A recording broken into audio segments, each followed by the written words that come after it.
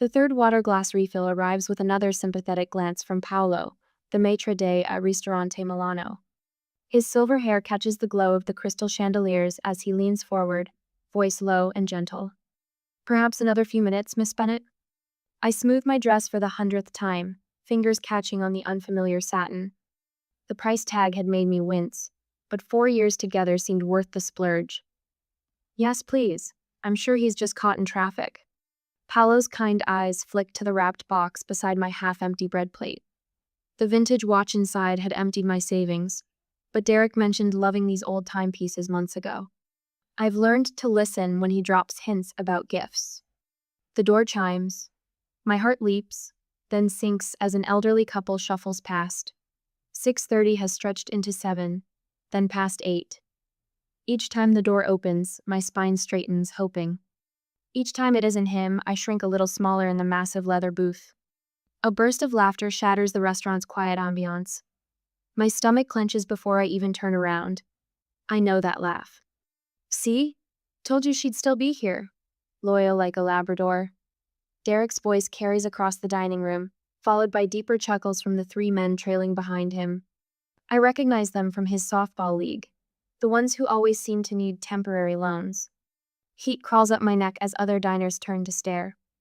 A woman in pearls quickly looks away when our eyes meet. Her husband whispers something, shaking his head. Derek drops into the booth, designer jacket reeking of cigarettes. She pays the bills and still shows up. That's why I keep her. He grins at his friends, who snicker as they pull up chairs. The screech of chair legs against hardwood makes an older couple at the next table wince. I thought. My voice comes out small. I clear my throat, try again. I thought we were celebrating our anniversary, just us. And Miss Boys Night? Come on, babe, you know Thursdays are for the crew. Derek flags down Paolo, pointing at me. She'll get the wine list. The good stuff, right, honey? Since you're already dressed up and all. His eyes rake over my dress, lips curling. They'll maybe lay off the breadbasket. That satin's pulling a little tight. The words hit like a slap. I think of the afternoons spent shopping, trying to find something perfect. The extra shifts I picked up to afford it. The hours I spent getting ready, thinking he'd appreciate the effort. A flash of 4 years ago surfaces.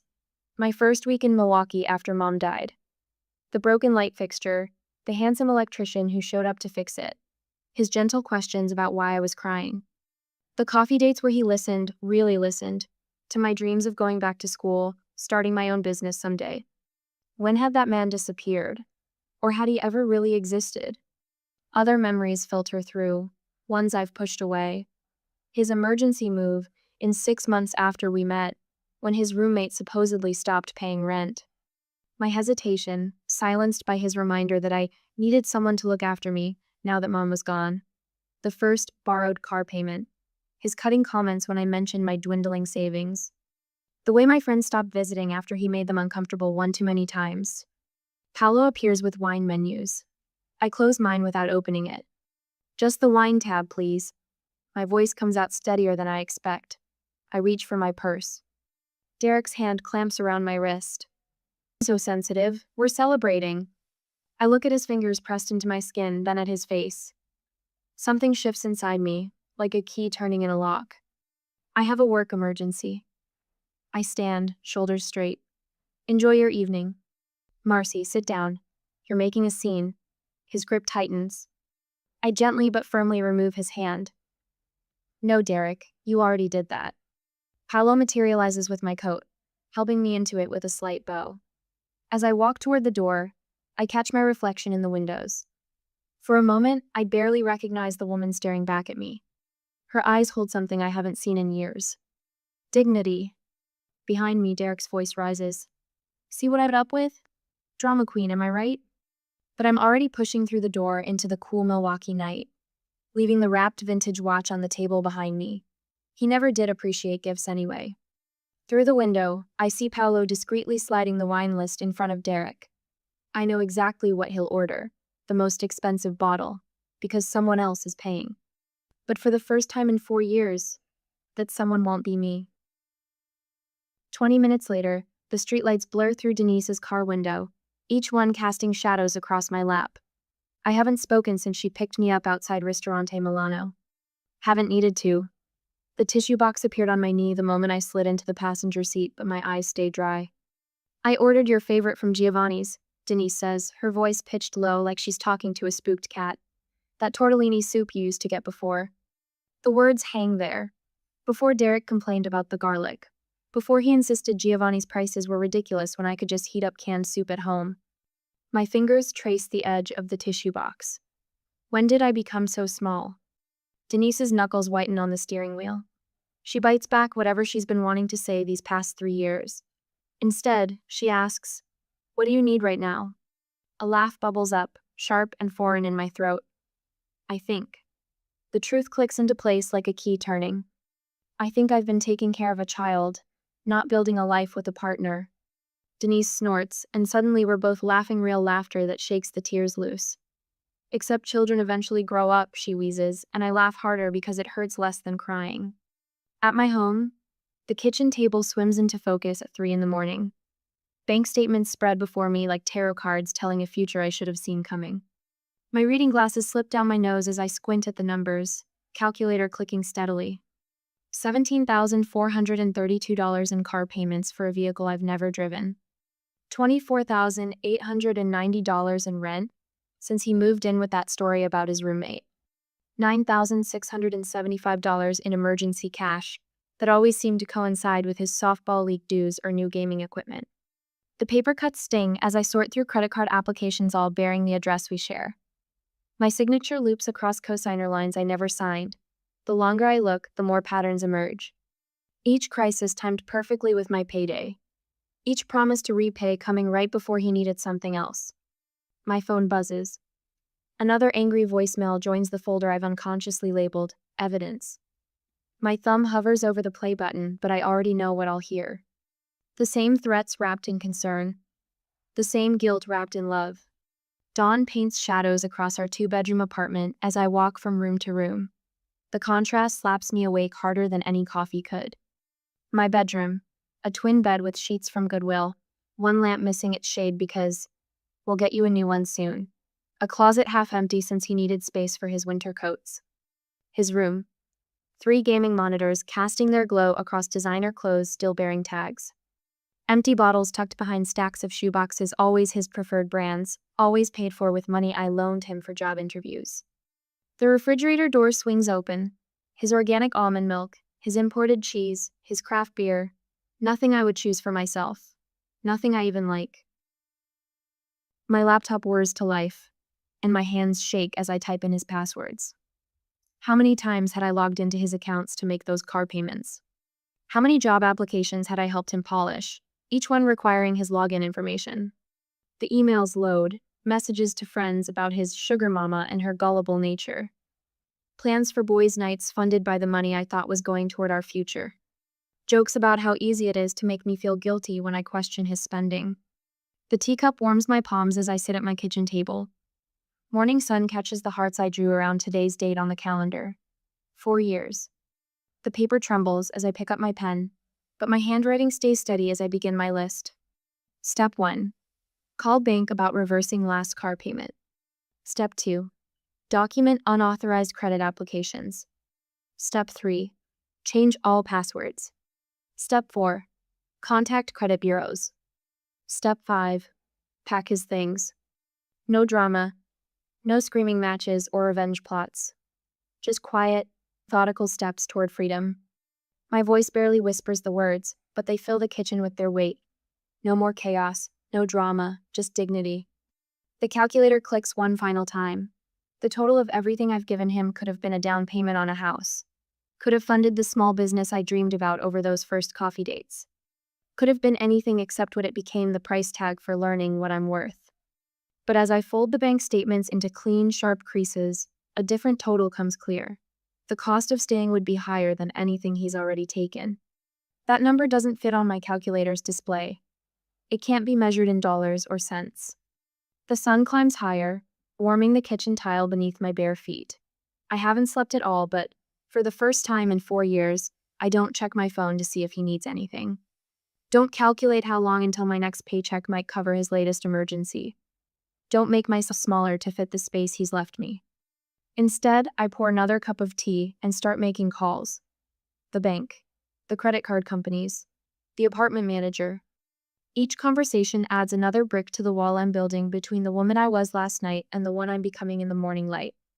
My voice grows stronger with each call. My spine straightens just a little more. And somewhere between my third cup of tea and the first email to a lawyer, I realize I'm not scared anymore. Not of his anger. Not of being alone. The only fear left is the thought of spending one more day living someone else's life. My phone buzzes for the 12th time in an hour this morning. Derek's name flashes across the screen with another text. Where are you?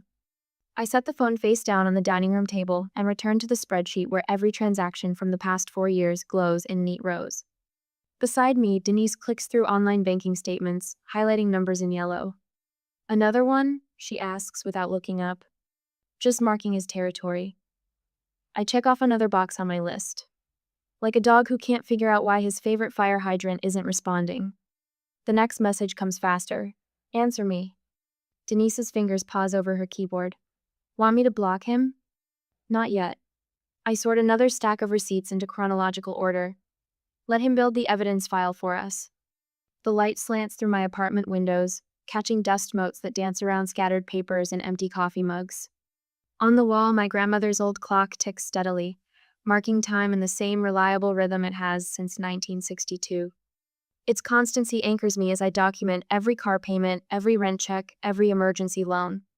$17,000 in car payments. Denise whistles low. For a car that's only in his name. $24,000 in rent. I tap my calculator. Plus utilities. And the cash loans? $9,675. The number burns in my throat. That I can prove with bank records. My phone lights up again. This time it's a call. I let it ring through to voicemail as I dial the auto loan company instead. The hold music plays softly while I arrange my documentation. Thank you for calling Midwest Auto Finance. This is Sandra. Hello, Sandra. My voice comes out steady, professional. I'm calling about account number 47,829B. I've been making payments on this vehicle for 3 years, but I'm not listed on the loan. Papers shuffle on Sandra's end. I see the payment history. Are you Marcy Bennett? Yes. I have records of every payment from my account, but I never signed any loan documents. Oh, honey. Sandra's tone shifts from professional to personal. I've seen this before. Give me a few minutes here. While Sandra reviews the account, I open my laptop and begin changing passwords. Netflix, Hulu, Amazon Prime.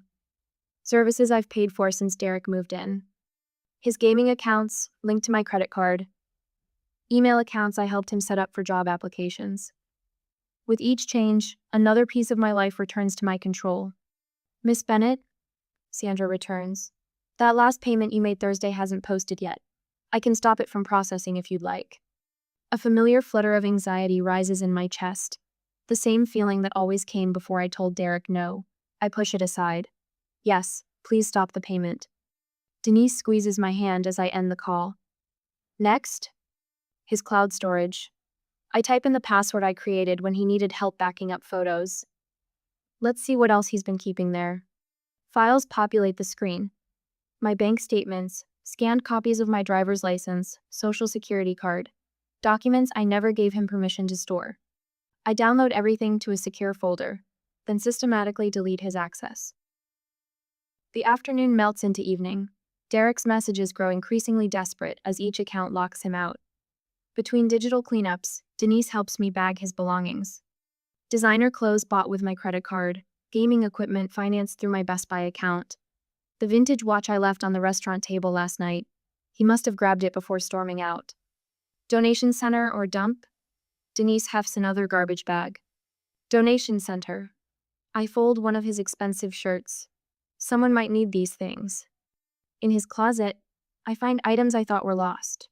My mother's silver picture frame, the leather portfolio from my first job, birthday gifts from friends that mysteriously disappeared after he claimed they were tacky. My phone lights up with a final message. You can't do this to me. But I already have. On Monday, I'll visit HR to remove him as my emergency contact. I'll speak with building security about preventing his access. I'll start rebuilding the boundaries he spent years dismantling. The sun sets as we load the last bag into Denise's car. Through my apartment windows, I see lights flickering on across the city. Other lives, other stories, other moments of quiet revolution.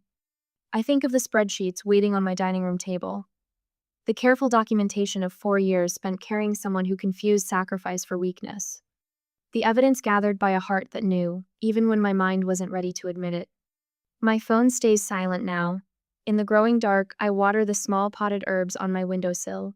Plants I started growing last week in soil that's mine alone. Their leaves stretch toward the glass, reaching for light and space to grow. Ready? Denise jingles her car keys. I look around my apartment. The gaps where his things stood now feel less like empty spaces and more like room to breathe. Yeah, I'm ready. The donation center closes in 30 minutes. Just enough time to drop off the physical remnants of a life I'm finally ready to leave behind. Just enough time to begin again. The first block number appears at 6:43 a.m. on Tuesday. Marcy watches her phone vibrate across her kitchen counter. Derek's name nowhere to be found on the screen. She sips her coffee, remembering his habit of borrowing friends' phones when he wants to avoid bill collectors. 10 more calls follow before noon. She savors the silence between each one, counting the minutes until the next desperate attempt. At 17, the text messages start. Unknown. They're saying my card declined at Murphy's. Unknown. The landlord called about rent. Unknown. What did you do?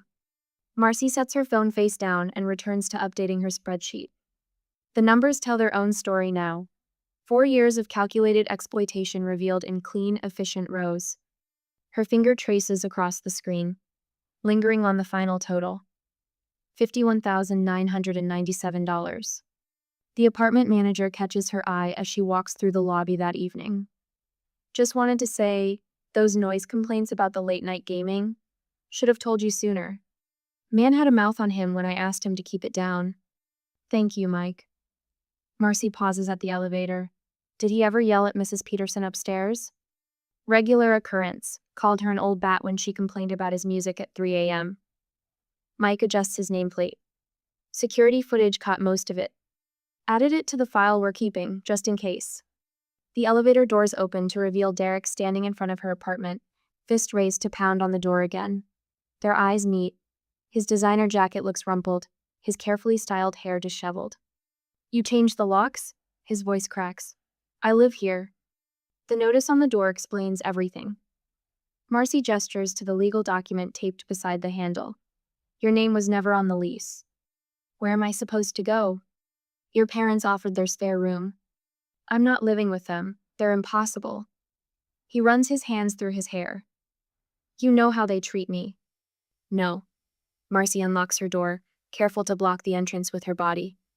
I know how they offered to help if you agree to counseling. That's not the same thing. The slam of his fist against the wall echoes through the hallway. Mrs. Peterson's door cracks open above, then quickly shuts. Marcy imagines Mike downstairs, adding another clip to that security file. You've ruined everything, Derek's voice rises. My car payment bounced. They're saying they'll repossess. The payment I made every month for 2 years? Marcy keeps her tone neutral. Yes, I canceled the last one, still pending, thankfully. You can't. I can, I did. She steps inside. The bank was very interested in how those payments never appeared on my credit report, despite coming from my account. Apparently, that's a red flag. The door closes on his reply. Marcy leans against it, listening to his footsteps fade toward the stairwell. Her hands shake as she makes tea, muscle memory reaching for the expensive brand he insisted on. Instead, she chooses the simple peppermint tea her mother always made when she was upset. The next morning, her inbox holds an email from Derek's supervisor. The subject line reads, voice messages and performance documentation. She opens it during her lunch break. Between bites of the sandwich she can now afford to buy fresh instead of watching her groceries disappear into Derek's late-night snacking. Miss Bennett, thank you for bringing these concerning behaviors to our attention. Mr. Thompson's comments about our clients and company policies warrant immediate review. Her phone buzzes. A text from Derek's mother. I had no idea he spoke to you that way. Those recordings broke my heart. We've enabled him for too long. Thank you for having the courage we didn't. Marcy closes her office door and opens a new spreadsheet. The monthly car payment she no longer needs to make minus $352 goes into the first cell. A beginning, not an ending. The local coffee shop she stopped visiting after Derek complained about the prices welcomes her back with unexpected warmth. The barista Sarah slides her Americano across the counter with a gentle smile. "We've wanted to tell you for months," Sarah says, refusing Marcy's debit card. "The way he treated our staff when you weren't around? This one's on us. Welcome back." Marcy learns about the other businesses gradually. The bar where he grabbed a server's wrist. The gym that canceled his membership after complaints about his behavior in the locker room. The restaurant that kept his photo behind the counter. "Just so we know who not to serve," the hostess explains with a wink. Her first meeting with the financial advisor feels like confession.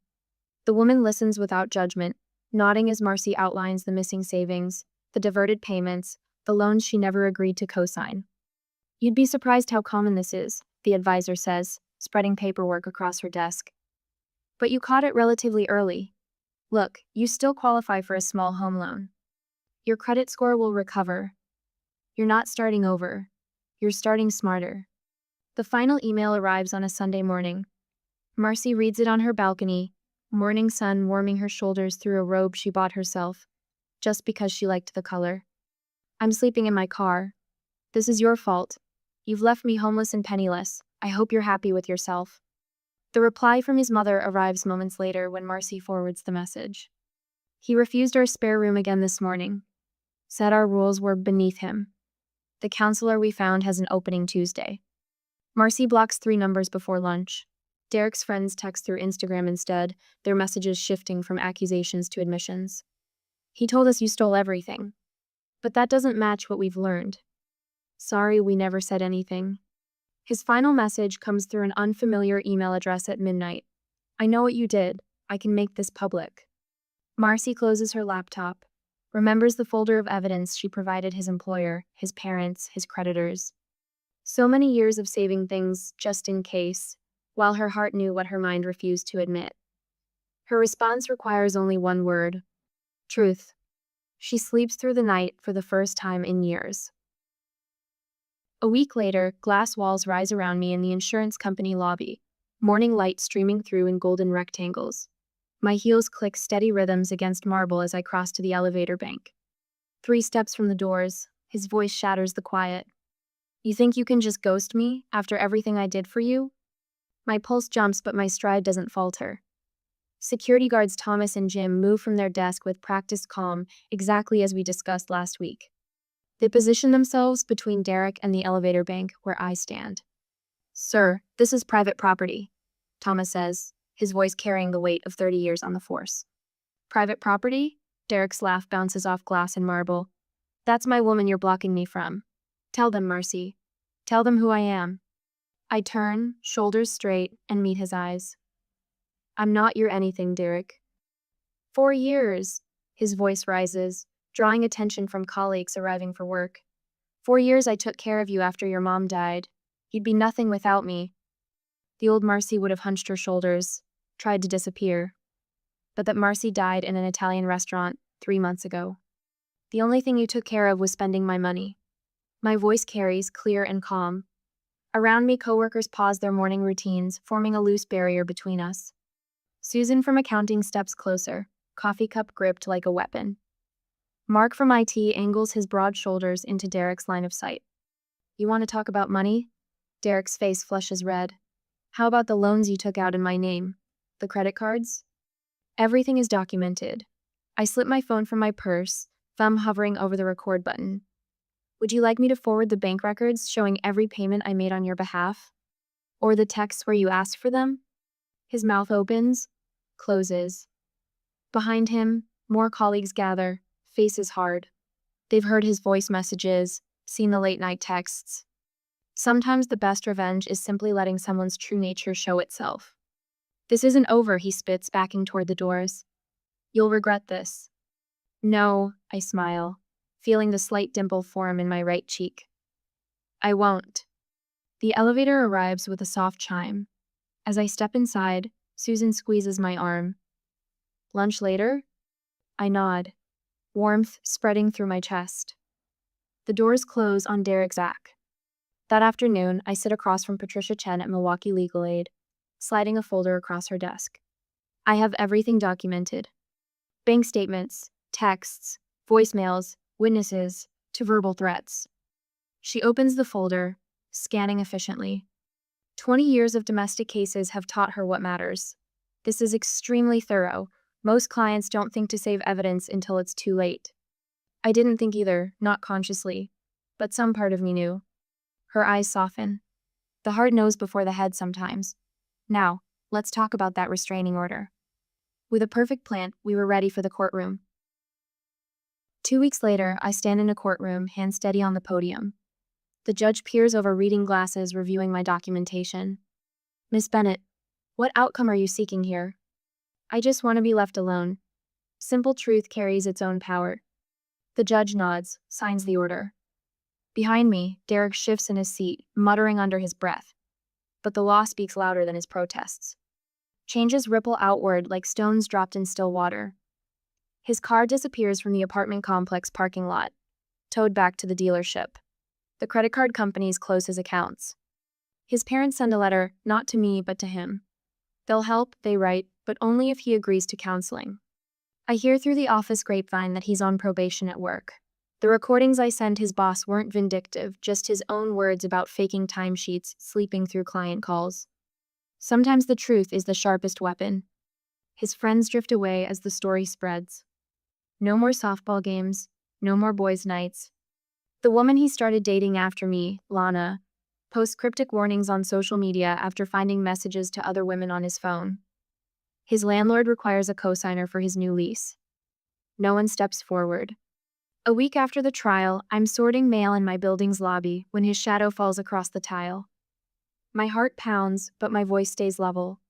You're violating the restraining order. I've lost everything, his voice cracks. You have to help me. You're the only one who ever really cared. No, I close my mailbox, turn to face him. I'm the only one who ever let you take advantage of that care. His hand reaches for my arm, then drops as I step back. Please, I'll change. I'll do better. I gave you everything I had. The words come soft but clear. Now I'm giving myself the same generosity. I walk past him to the stairs, keys clutched tight. His voice follows me. You can't just leave me with nothing. I pause, one foot on the bottom step. This to yourself, Derek. All of it. The stairwell door closes behind me with a quiet click.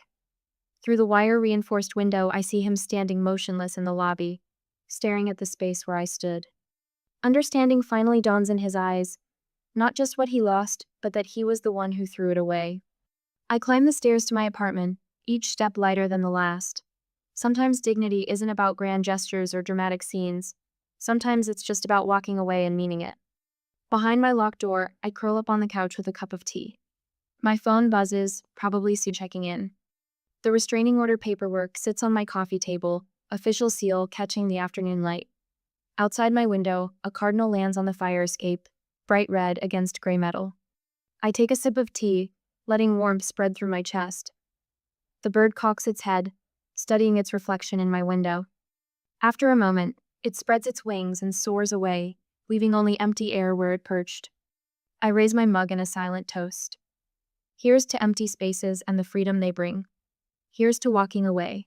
Here's to giving yourself the love you wasted on someone who never deserved it. Here's to dignity.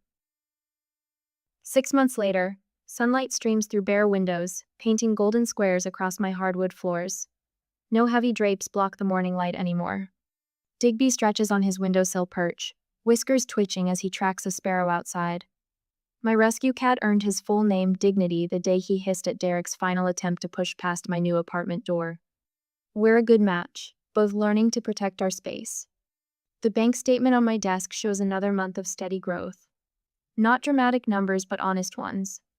Every dollar belongs to me. No mysterious withdrawals, no urgent demands for temporary loans.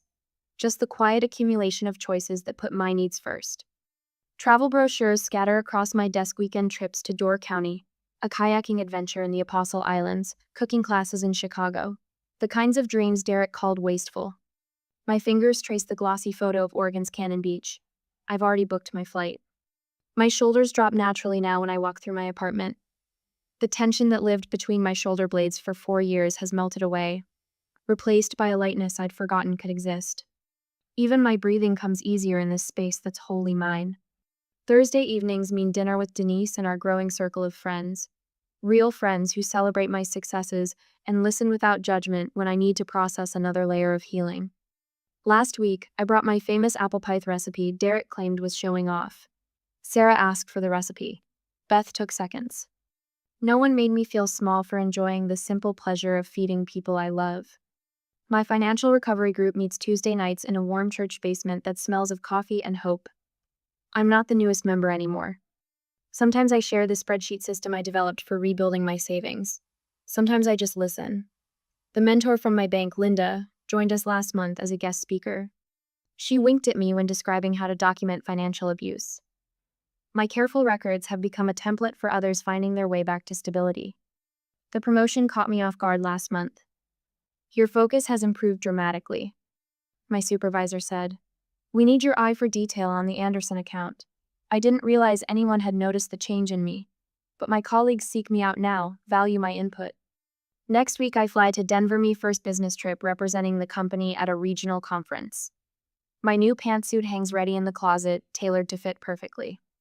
The community garden plot wasn't available until spring, but winter gave me time to plan. My mother's old gardening books fill a shelf now, their pages marked with sticky notes. The tomato seedlings on my windowsill lean toward the sun, green promises of the harvest to come. Derek called gardening a waste of time.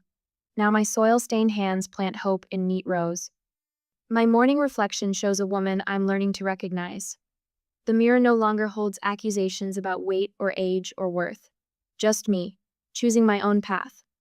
The silver threads in my brown hair catch the light wisdom earned, not flaws to hide. Last night I took myself to dinner at Chez Antoine. Not the restaurant where Derek humiliated me. I don't need that kind of symmetry to prove my growth. I chose this place because I wanted to try their coq au vin. The maitre seated me at a lovely corner table. I ordered exactly what I wanted, including the creme brulee for dessert. You have a beautiful smile, called a man from the next table. You should share it more often. I met his eyes calmly. Thank you, but I'm enjoying my private dinner. No apology in my voice, no rush to soothe his ego. The waiter appeared instantly. Is this gentleman bothering you, miss? No, I said. He was just leaving. The man's face flushed as he turned away. The waiter nodded respectfully and refreshed my water. I savored every bite of my dessert. This morning's mail brought a letter from the First-Time Homebuyer Assistance Program. My interview for the senior coordinator position is next Wednesday. A dating app notification blinks on my phone. I downloaded it last week but haven't created a profile. Not yet. The time will come when I'm ready to share my life again. But for now, this space is mine to fill. Digby purrs against my leg as I sort through old papers. My fingers brush a crumpled list titled What I Deserve, written in tear-stained ink the night Derek left. I smooth it flat, then tear it into tiny pieces. On fresh paper, I write in steady strokes, what I want. We built this ourselves, I tell Digby as he settles in my lap. He blinks slowly in agreement, both of us content in the quiet dignity of our shared home.